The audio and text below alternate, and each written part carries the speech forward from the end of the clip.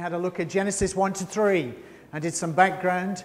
This week we're looking at the Old Testament, and then you can see next week we're going to go in and look at the New Testament. And we're going to look at the changes that Jesus brings about in this whole discussion of what it means to be family, what it means to be married, what it means to be single, what it means to be in any of those situations, and then to be part of the church, the family of God. So that's week 3. And then that should say week 4. And week 4, the last one, we're going to look at some implications. What does it mean to put the things that we've been talking about into practice? Which is part of a much bigger question of what does it mean to be the church? What does it mean to live as the people of God and to live authentically in our age, in our time? So that's where I want to do a recap on, a very quick recap on where we got to last week, where we ended up. We were looking primarily at Genesis 1 to 3, and I want to say, I think it's 5 things. Number 1, we looked at the role of human beings. Genesis 1 to 3 gives us the role of human beings, that God commissions the man and the woman to be his vice regents. That's the role that he gives to them, and to spread his rule across the world that he's made. Second thing, Genesis 1 to 3 tells us that God intends to do what he's going to do in his for this world in partnership with him. So that's human beings who he's created in his image, working in partnership with God to achieve the purposes that he wants for this world and that he intends. Now, that is just an extraordinary thing. I think it ought to blow our minds. Because what's going on here is that God has made the decision that he will only bring about his purposes for this world in partnership with people like us. He will only do it in partnership with people like us. That is a choice that God has made. That the plans that he has for this world will only be brought about in partnership with men and women. So that's the second thing. The third thing is that Eden, which is described in Genesis 2, is the spiritual center of the world back there in Genesis 2. And Adam is commissioned to maintain and guard the garden. It's God's garden. It's the place where God is present, and it acts as the spiritual center of the world, and Adam is given the task of guarding and protecting that spiritual space, if you like. But he's not, fourthly, to do it alone. God intends that he will do it in partnership. So it's a shared responsibility. So do you see, it's a shared responsibility with God, and it's a shared human responsibility, man and woman in partnership, to bring about God's purposes. And the relationship that God gives to achieve that, that is the human relationship God gives to achieve, is marriage. Which means that the purpose of marriage, now listen to this, the purpose of marriage primarily is work. It is service. It is to serve the cause for which the man and the woman have been made and commissioned to do by God. It is not primarily about companionship. It's not primarily about companionship. So when God says in Genesis 2, it's not good for the man to be alone, he is saying it's not good for the man to fulfill his purpose on his own. He needs a helper. It's not about companionship. He needs a helper because it's male and female in partnership who are commissioned by God to bring about God's purposes. Number 5, the fifth thing that we looked at last week, is that Genesis 2 isn't just about history. Genesis 2, in particular, looks forward to the future. So what we see in Genesis 2, if you like, is a kind of blueprint of God's final plan for this world. If you like, it's a first draft. It's perfect, but incomplete. And throughout the Old Testament, we get glimpses of this. It's very interesting. When you look at the description of the temple that Solomon builds, you get all kinds of echoes of Eden. In terms of the furnishings, in terms of the fittings, in terms of the way that it's laid out, you get echoes of Eden in the descriptions of the temple. You see, Genesis 2 is looking forward. You get echoes of it in the New Testament, but the final fulfillment is the garden city in Genesis 21 and 22. It's the New Jerusalem. It's the city of God that comes down and is here amongst us. And if you look at the description in Genesis 21 and 22, it's a garden city. And that's where we're heading. Now, the blueprint for that is in Genesis 2. So again, if you read Genesis 2 and then you read Genesis 21, Revelation 21 and 22, you see all kinds of parallels. Rivers and gardens and trees, and that's where we're heading. So Genesis 2 is not just about where we've come from and how we've ended up where we are. It's also about where we're going and what that future will look like. Now that's where we got to last week. Now I want to say something about what I've called the Great Rebellion. Theologians have tended to call it the fall. It's in Genesis 3. The reason I've called it that is we need to understand that the fall is an act of human rebellion against God. That is at the foundation of what's going on in Genesis 3. It's not a slip-up. It's an act of rebellion. And Genesis 3 not only recounts what goes on there and how that came about, but also the consequences. Now, I want you to notice there are spiritual consequences. There is a spiritual desecration of that sacred space. Evil is allowed into the garden. The garden becomes polluted. The man and the woman have failed to guard the garden. And then death comes in. You remember what God says in Genesis 2, you mustn't eat of the tree of the knowledge of good and evil. The day that you eat, you will die. Literally, dying, you will die. Now that's a physical death.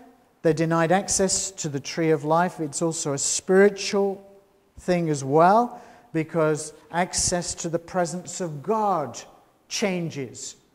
So in Genesis 3, you read about how God is wandering around in the garden in the cool of the day.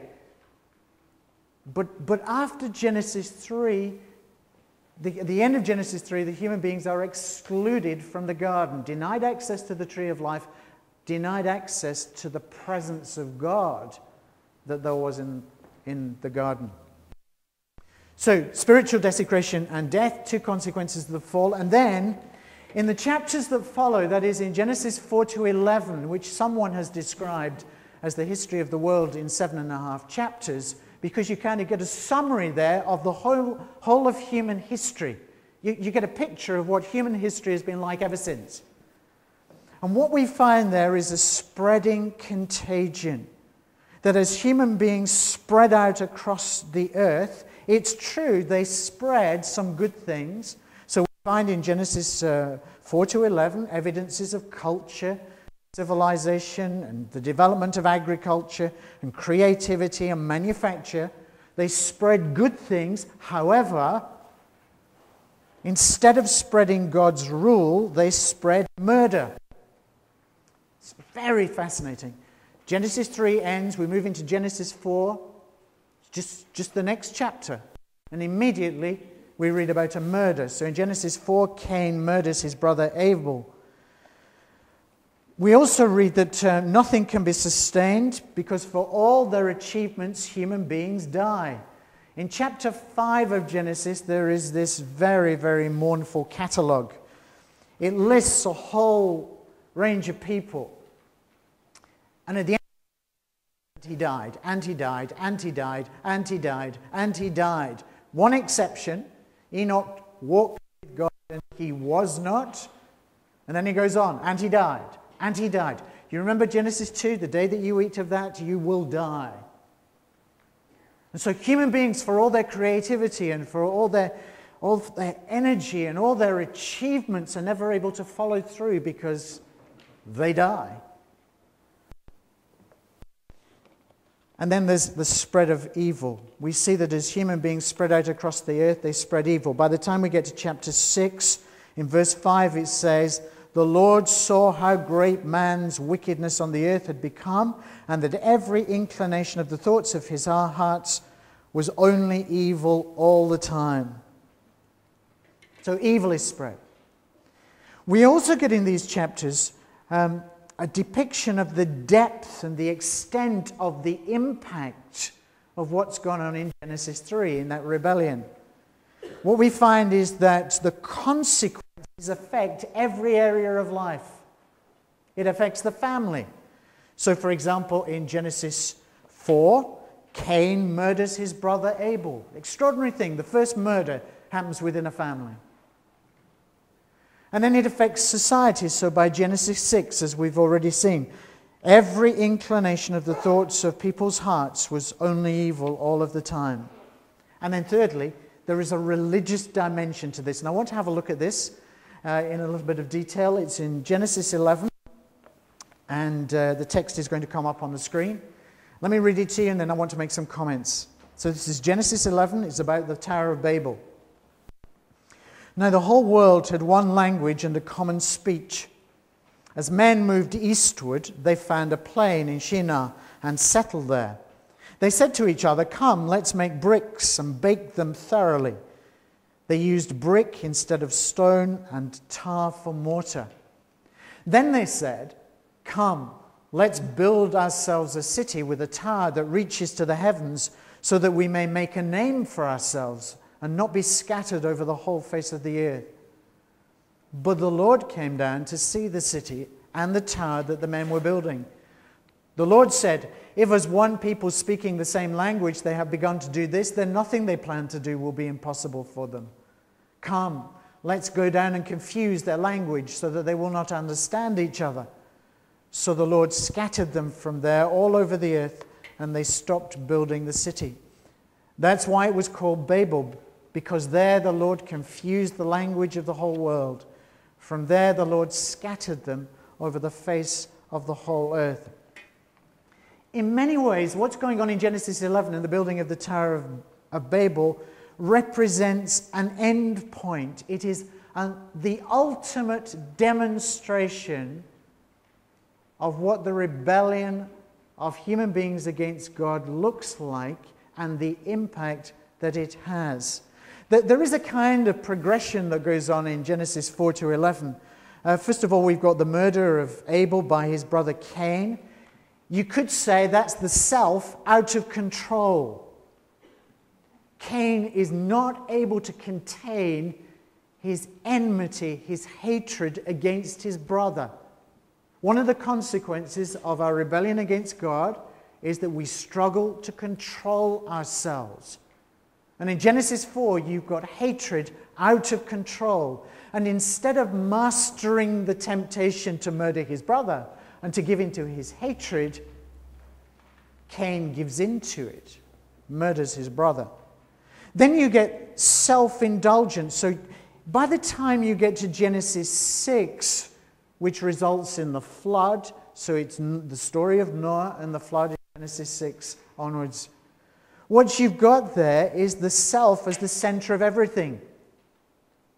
If you like, it's a case of human beings acting without moral constraints. If it feels good, let's do it. All restraints removed, the only measure of what people do becomes the self, what I want to do, what I choose to do. But Genesis 11, in a sense, goes even further than that. Genesis 11 is the demonstration of the ultimate in human arrogance. The Greeks had a wonderful word for it. They called it hubris. It's that capacity that we have as human beings to massively overreach ourselves. And that's what's going on in Genesis 11 with the building of the Tower of Babel. It's in effect the belief that as human beings we can do anything. Two things going on here. Number one, it's the belief that human beings can achieve anything. The belief that they have a kind of godlike capacity to be able to mold the world to make it fit their desires. You notice what they say? We want to make a name for ourselves and not be scattered. And so they build a city and a tower. It's that recurring theme that you find throughout history of human beings saying, we think we can perfect the world and build a perfect society. We can deal with all the problems, all the mess. We can do it. We can achieve a society that will work together. We won't be scattered. We won't be disunited. There won't be disharmony. We will all work together in perfection. But this time, in Genesis 11, it's not just that. There's a second thing going on. It's not just we can achieve anything. It goes even further than that, because the people of Babel believe that they can manipulate God. Not just we can achieve anything, but we can influence God to work for us, control him, use him. Now that really is hubris, isn't it? It's one thing to think that we can do everything, but to imagine that we can manipulate God and get him to work for us and do what we want him to do. That's extraordinary. Notice what they do. They build not just a city, but a tower that reaches to the heavens. Now, that rings all kinds of different bells for us, I suspect, than it would have done to the first readers. When we think about building high towers, we think about these huge skyscrapers or these status symbols that some nations have. You know, they want to build the tallest tower. And it's about an engineering feat. That's not what's going on here. We need to understand this spiritually. The heavens are the dwelling place of God, or the gods. And so to build a tower that reaches to the heavens is in order to make access for gods to come down so that they will work amongst us and do what we want them to do. What we've got here is a demonstration of the belief that God can somehow be domesticated or enticed to work for us and do our bidding. That's what's going on in Genesis 11. All we have to do is make a way for him. You cannot get more arrogant than that, can you? It is not possible to be more up yourself, if I can put it like that, than what's going on in Genesis 11. And I don't know whether you can hear, some of you, the echoes of Genesis 3 going on in your head, the temptation. If you eat of the fruit of the tree of the knowledge of good and evil, you'll be like God.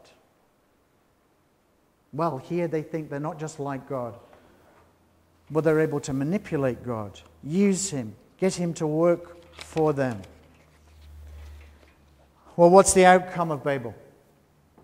The outcome is verse 8, the Lord scattered them from there all over the earth. The project failed. What happens at Babel could be the epitaph on all human endeavors. Every utopian scheme that's ever been devised, it won't work. We remain divided and scattered. We can't live together in harmony. We're divided economically. We're divided politically. We divide over our genders. We divide over our social standing. We divide over our intellects. We divide over our ideas. We divide in every conceivable way. And the whole of human history has been characterized by that division, and the consequences often devastating and tragic. Here's a quotation from a biblical scholar, William Dumbrell, who said this: Babel expressed a naive and total confidence in what human achievement could effect. It looked for one world, one common language family, one common social and economic platform from which human association could proceed. In short, It was the beginning of the utopian humanistic dream to which mankind has always subsequently aspired. Last thing on the impact of the rebellion in Genesis 3. All this is the outworking, you see, of Genesis 3. Two last things. Number one, the impact is universal. The impact of what Adam and Eve do in Genesis 3 is universal. It goes way beyond the individual impact on them. Do you remember, God has committed himself to bring about his purposes in this world only in partnership with human beings. In Genesis 2, that project has begun and it rests on Adam and Eve. The project, God's project, working in partnership with men and women for the whole world. The two people involved, the two humans who are involved in that are Adam and Eve. So when Adam and Eve fail, when they rebel, they jeopardize not just their own situation, but the entire project. Do you see? That means that it affects everybody else ever since. It has ramifications that go beyond them and their family and comes right down to us.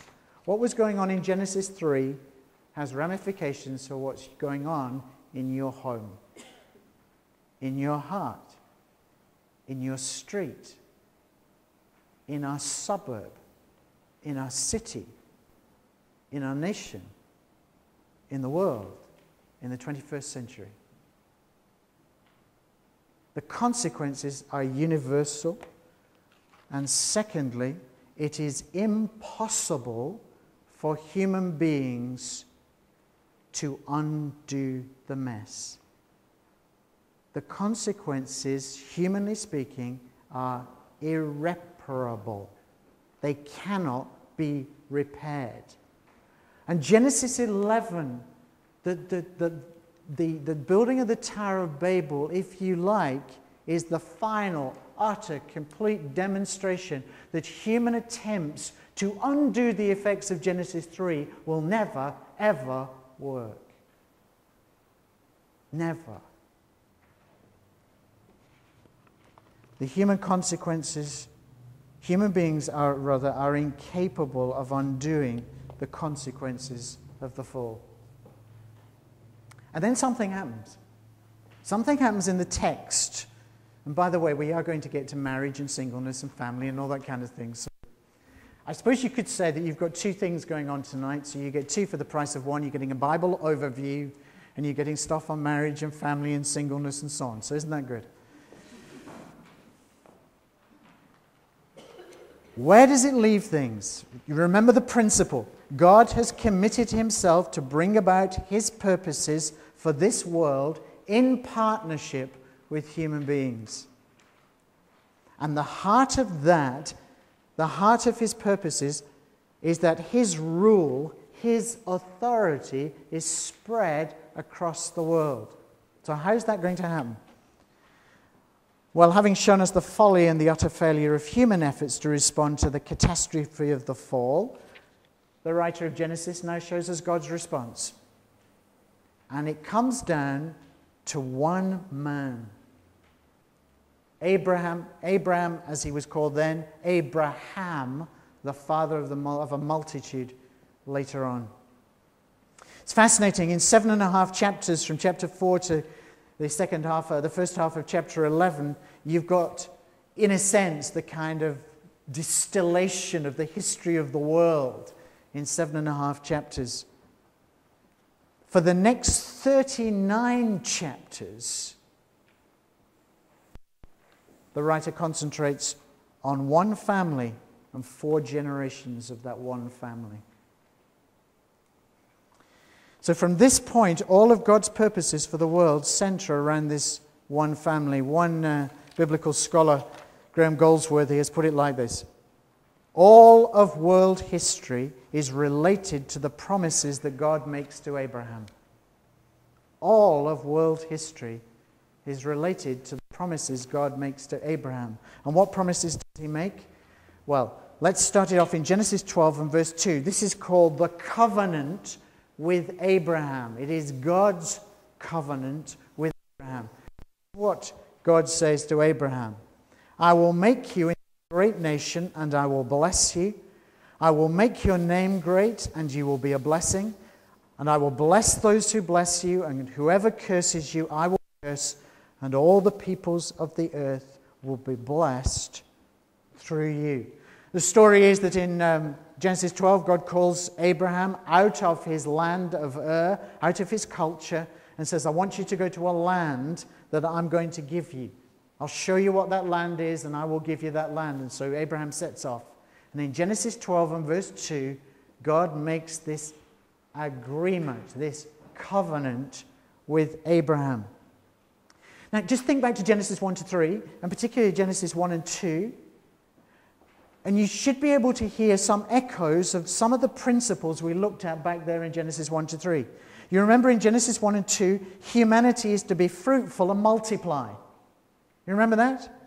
Genesis 1, be fruitful and multiply. They're to spread out across the world, and in doing so, spread God's blessing and his rule. That is, they spread his blessing by spreading his rule across the earth. But you notice that this is now to be played out through Abraham and his descendants. Do you see there's been a switch? Genesis 1 and 2 is concentrated on Adam and Eve. Here, the same principles are picked up, but now it's Abraham and his descendants. So, God promises to make a great nation from Abraham. He promises that all the nations of the earth, in verse 4, will be blessed. And that blessing will come through children. The children that you produce, through your descendants. And in Genesis 17 and verse 5, Abraham's name is interestingly changed from Abram to Abraham, which means father of a multitude. Notice the importance of children. It's through Abraham and his descendants that blessing will come. Children are crucial to the covenant and its fulfillment. So let me summarize it a bit like this. Just linking it back to Genesis 1 and 2. Abraham and his descendants inherit, at least in part. There are some differences. But inherit the role initially given to Adam and Eve. From now on, the blessing of procreation is transposed to Abraham and his descendants. Through them, all the nations of the earth will be blessed. Let me say something now about marriage and family in the Old Testament. So we're now firmly into the kind of Israel situation, Old Testament. I want to look at marriage and family in the Old Testament. I want to say something, first of all, about the context for marriage and the family in the Old Testament. What's the context for our understanding the meaning and purpose of marriage in the Old Testament? And the answer is the covenant. That's the context. Three things about the covenant. Number one, God initiates it. It's God's covenant. Abraham doesn't negotiate it with God. God gives it to Abraham. He brings it into existence, so it has to be taken on his terms, and God is the one who defines it. Number two, the purpose and extent of the covenant. What's his purpose and extent? Well, it's worldwide blessing. Through you, all the nations of the earth will be blessed. So it's not that God promises greatness and blessing to Abraham and his descendants in isolation. I'm going to make you a great nation, and you're going to really enjoy it. You're going to conquer lots of people. You're going to have lots of money. You're going to have great prestige, and they're going to write history books about you, and everybody's going to say, how great is the nation of Abraham? That's not what's going on. God is going to make Abraham and his descendants into a great nation so that there will be worldwide blessing. We need to see it in the context of God's purpose for the world. So the covenant with Abraham is about God's plan to bring salvation to the world, to bring blessing to the world. And the extent is all of humanity. Third thing, there is obedience involved in the covenant. The covenant puts obligations on its members. There's a call to faithful obedience. Faithful obedience to God will from now on in the Old Testament be demonstrated by obedience to the covenant. If people are not obedient to the covenant, they are not being obedient to God. So, for example, later on, we'll hear how the prophets, speaking God's word to them, God will say through the prophets to the people, these people, their hearts are far from me. They praise me with their lips. Their worship services are fantastic. They are marvelous. They are full. They are vibrant. They are whatever. They put a great deal into them. But they're not obeying the covenant. Obedience to God will be demonstrated in obedience to the covenant. And it is important that they're obedient to the covenant. Why? Because it's not just about them. It's about blessing to the entire world. So if they are disobedient to the covenant, there will be a negative impact on the rest of the world, because it's through obedience to the covenant that the rest of the world will be blessed.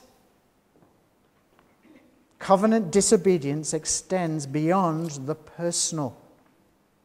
Now, there is a covenant sign in the Old Testament. It is circumcision. Genesis 17. This is my covenant with you, God speaking to Abraham, and your descendants after you, the covenant you are to keep. Every male among you shall be circumcised. You are to undergo circumcision, and it will be a sign of the covenant between me and you. So the circumcision is the sign of the covenant. For the generations to come, every male among you who is 8 days old must be circumcised, including those born in your household or brought with money from a foreigner, those who are not your offspring. Whether born in your household, bought with money, they must be circumcised. My covenant is in your flesh is to be an everlasting covenant. Any uncircumcised male who has not been circumcised in the flesh will be cut off from his people. He has broken my covenant. Circumcision is a sign of belonging. It's a sign that you belong to the people of God. Women were included because the men were included. Let's not go there. Okay. It's also an obedience sign. A sign that a person is committed to fulfilling the obligations of the covenant. If you were a circumcised male, you were saying, I will be a covenant person. I will keep the covenant. It's the sign of obedience.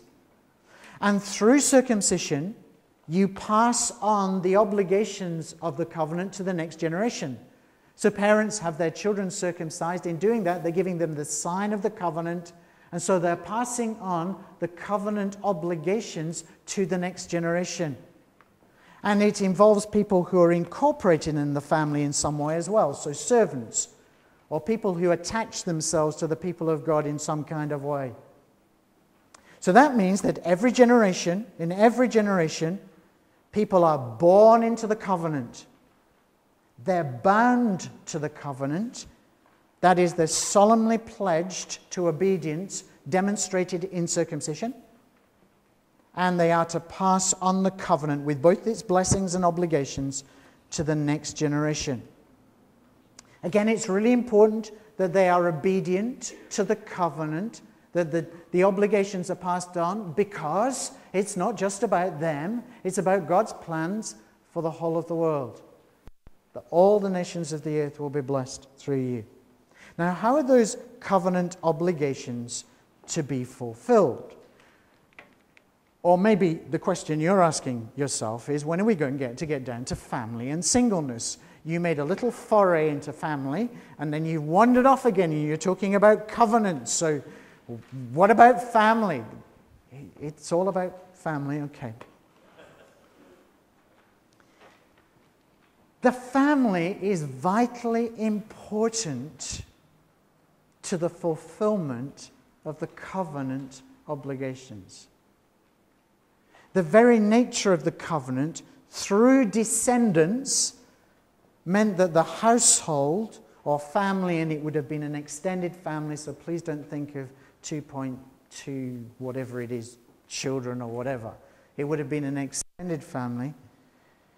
The family was central to the life of God's people in the Old Testament. Absolutely critical. Let's have a look at the importance of the family. It's important because it was through membership of the family of Abraham that an individual could claim to be part of the covenant people of God. If you belonged to a family that was descended from Abraham, that meant you were part of the people of God. It was also the foundation for social, political, and economic life. So the life of the family was crucially important at every level, the social level, the economic level, the political level, the religious level. There's a really helpful diagram in a book by Chris Wright. He's an Old Testament scholar. And just to show the centrality of the family in Israel. There's the family at the heart, and you relate to God through the family, as we'll see in just a moment. You relate to the rest of Israel through the family. It's through the family that you provide the agricultural workers, for example. It's through the family that you provide the army, and so on. And it's through the family that you relate to the land. Right at the heart of Israel is the family. And there's the third thing. It was in the family that the members, and especially the children, were to learn covenant obedience.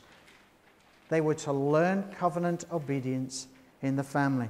In Genesis 18 and verse 19, God says this, that he has chosen Abraham, I have chosen him, that's Abraham, so that he will direct, do you notice, his children and his household after him to keep the way of the Lord by doing what is right and just. So let's explore this a bit further, this role of the family. The family is central in terms of teaching. Children are to be taught that they belonged to a redeemed people, the people of God, the descendants of Abraham. In particular, after the Exodus, they were to be taught about how God had rescued them from Egypt. They were to be taught the purpose of the covenant, and the purpose of the covenant is blessing across the whole world. Not just for them, but that all the nations of the earth will be blessed through you. And they're also to be taught their own role within the covenant, which is obedience to the covenant. Let's look at some texts on this. Deuteronomy 4 and verse 9. This is Moses speaking to the people. They're on the threshold of the promised land. They've been brought out of Egypt. They've been wandering around. Now they're preparing to go into the land. Listen to what Moses says. Only be careful and watch yourselves closely that you do not forget the things your eyes have seen, or let them slip from your heart as long as you live. So God has been dealing with them as he's brought them out of Egypt. Now notice what Moses says here at the end of this verse. Teach them to your children and their children after them. The family is absolutely critical for the teaching of the children. Let's take this next one.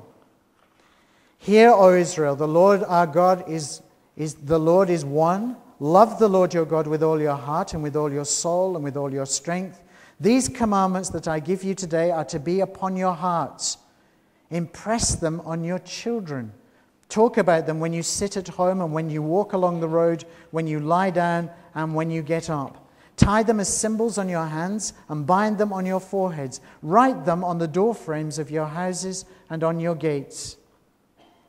When the Lord your God brings you into the land he swore to your forefathers to give to you, to Abraham, Isaac, and Jacob, a land with large flourishing cities you did not build, houses filled with all kinds of good things you did not provide, wells you did not dig, and vineyards and olive groves you did not plant.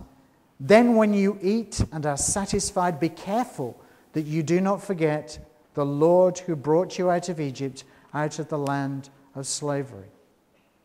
In other words, the family was to teach the children the saving acts of God, the God who keeps his covenant with them as his covenant people.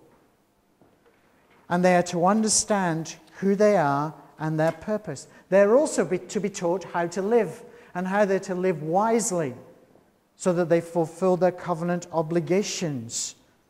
To live wisely as opposed to living foolishly. So, Proverbs chapter 1, verses 7 to 9. The fear of the Lord is the beginning of knowledge, but fools despise wisdom and discipline. Listen, my son, to your father's instruction, and do not forsake your mother's teaching. They will be a garland to grace your head and a chain to adorn your neck. So the family is the religious and ethical school for children, the place where they're taught the significance of their existence and how they're to live it out. It's to be taught by teaching, but it's also to be taught them by example. They're to look at their parents and see the covenant obedience of their parents who model to the children. And then they're also to participate, to practice covenant obedience within the family. So teaching, modeling by parents, and then drawing the children in so that they practice covenant obedience. And the constant challenge is make sure you don't forget.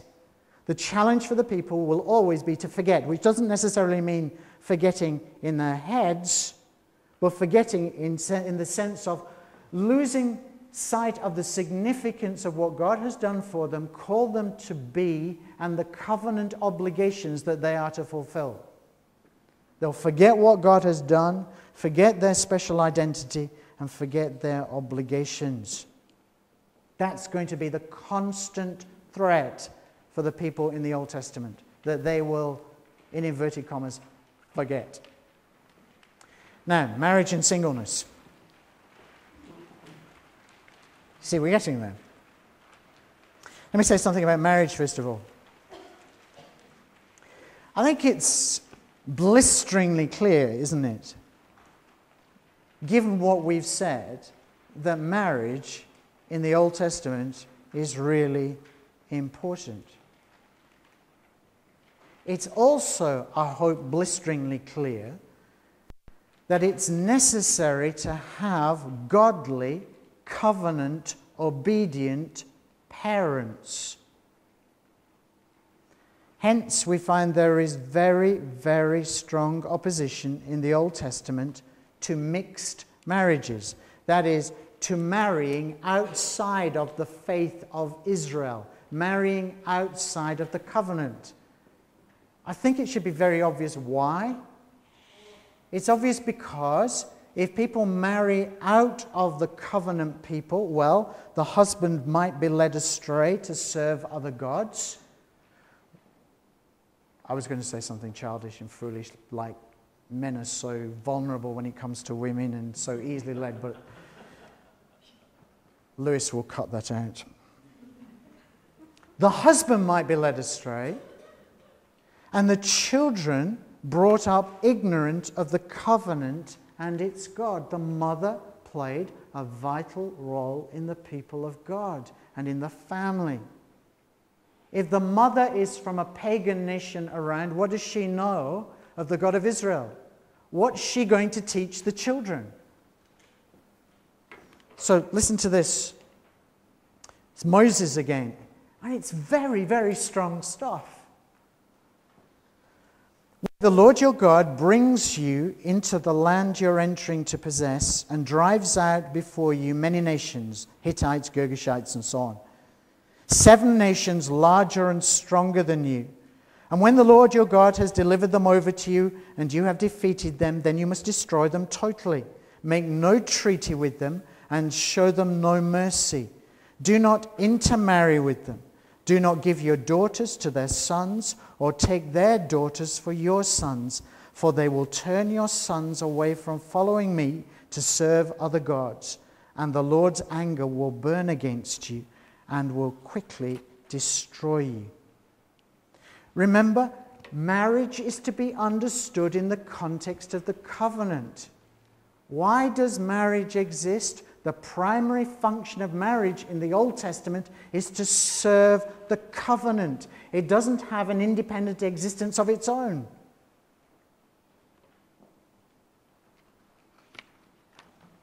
By the way, do you notice that this is the Abrahamic version of the function of marriage in Genesis 1 and 2, particularly Genesis 2? It's not good for the man to be alone. He needs a helper. I will make a helper. And so God brings the woman to the man so that together in marriage they can fulfill the commission that has been given to them. Marriage is given in Genesis 2 to fulfill the commission that's given to the man and the woman.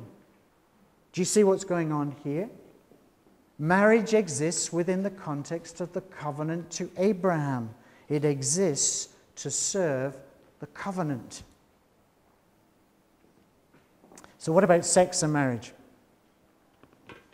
What about sex and marriage? Is marriage meant to be merely functional? You're not allowed to have fun? And if you do have fun in marriage and joy in marriage and you enjoy sex, are you supposed to keep quiet about it? I mean, does God not like sex? Is he anti-sex? Well, no, it's meant to be enjoyed. By the way, there is a broader lesson for us here, that the service of God, you see, marriage is made to serve the covenant. And serving God is meant to be a joy and a pleasure. Our greatest joy should be to serve the cause that God has given to us. That doesn't mean it will be happy all the time. It doesn't mean it will be pleasant. It doesn't mean that things will never go wrong. But our greatest joy should be to serve the Lord. Now, in the Old Testament, marriage is the most important human relationship because it's through the family that the cause of God, the covenant, will be fulfilled. And there is to be great capacity for joy and pleasure in that. Marriage exists to serve the covenant, but it should be enjoyed. The clearest expression of this is in the Song of Songs, sometimes called the Song of Solomon. So I want to make a little foray into the Song of Songs. I recommend you read it. You might want to read it on the train going to work tomorrow and put it in a brown paper cover so nobody can see what you're reading because it's highly erotic. Let me just say a couple of things about the Song of Songs. I'm just going to say two very simple things, really. The setting of the Song of Songs is Eden-like. If you read Song of Songs, you should be hearing echoes of Eden and the garden. It's again like a royal park. There are trees and so on. And it is described in these wonderful, idyllic terms, like paradise. That's the setting. And then the relationship between the man and the woman is again idealized. The man and the woman have found each other. They are soulmates. This is the perfect relationship. They complete one another. They delight in one another. They long to be together. To be with one another is to, in a sense, have the whole world. It's to have everything. What's described in the Song of Songs is a passionate, intense relationship. Let's have a look at some of it. I've missed out the really erotic bits, so it's all right. Now listen to this. The voice of my beloved. Behold, he comes leaping over the mountains, bounding over the hills. My beloved is like a gazelle or a young stag. Behold, he stands behind our wall, gazing through the windows, looking through the lattice. My beloved speaks and says to me, Arise, my love, my beautiful one, and come away. For behold, the winter is past, the rain is over and gone. The flowers appear on the earth, the time of singing has come, and the voice of the turtle dove is heard in our land. The fig tree ripens its figs, and the vines are in blossom. They give forth fragrance. Arise, my love, my beautiful one, and come away. O my dove, in the clefts of the rock, in the crannies of the cliff, let me see your face. Let me hear your voice, for your voice is sweet, and your face is lovely. Catch the foxes for us, the little foxes that spoil the vineyards, for our vineyards are in blossom. My beloved is mine, and I am his. He grazes among the lilies until the day breathes and the shadows flee. Then, my beloved, be like a gazelle or a young stag on cleft mountains. It is a very, very powerful description of an intense, overwhelming relationship between a man and a woman. But I want you to notice that if you look at the context, it is not described as an escape from real life. There are echoes of a world beyond the garden, a world that at times impinges on the intimacy of these two lovers. So their passion is not something that's portrayed as an escape. They don't exist for each other alone. There's work to be done as well. Now that's profoundly important for our understanding of sexual love, romantic love, for intense, passionate love between a man and a woman. In his, I think, excellent book called Marriage, Sex and the Service of God by Christopher Ashe, he says this: the lovers in the Song of Songs need to be so absorbed in one another, listen to this, so that they may bear fruit in their relations with those outside and beyond their mutual adoration. Have you got that? They need to be so absorbed in one another so that they may bear fruit in their relations with those outside and beyond their mutual adoration. That is really important for our understanding of love and in understanding the importance of sex and love in marriage. Including that sometimes intoxicating, delightful, romantic love. It doesn't exist for its own sake. Please don't misunderstand me. It's not that there isn't to be privacy within the relationship of a marriage. But the love that the couple have for each other must also spread out and include other people. It must be turned outwards. It mustn't be an adolescent, unhealthy, self-absorbed love. Now there is a love that's like that, isn't there? People who are so absorbed in themselves that they exclude all the time. They're just so bound up with each other. Their love for one another is so intense and so complete. They don't need anybody else. But that's not healthy love. Intimacy must be protected. There must be that exclusion at that level. But nevertheless, when love is healthy, it expands our capacity to reach out and touch others. It can't help overflowing into the lives of others. Now, this illustrates in the Song of Songs something really important that we've already seen, which is marriage is for service. Marriage is to fulfill the purpose that God has given to us.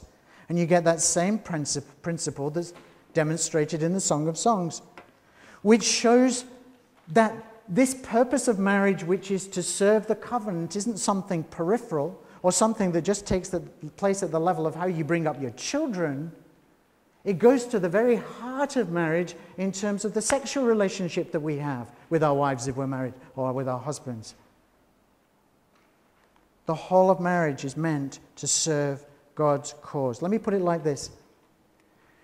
If a couple are married and their love for each other is intense and deep and profound and growing, that should have such an impact on them that their love for other people grows as well.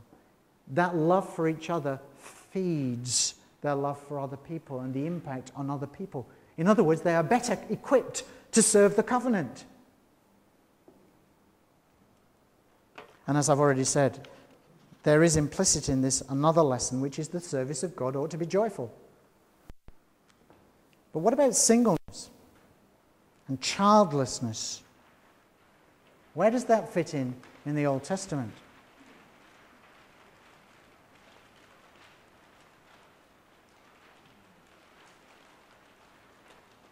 The truth of the matter is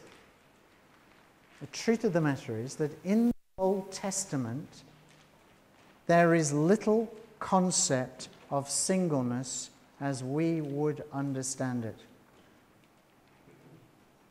You may have already worked out why that's the case, because of the importance of children to the covenant.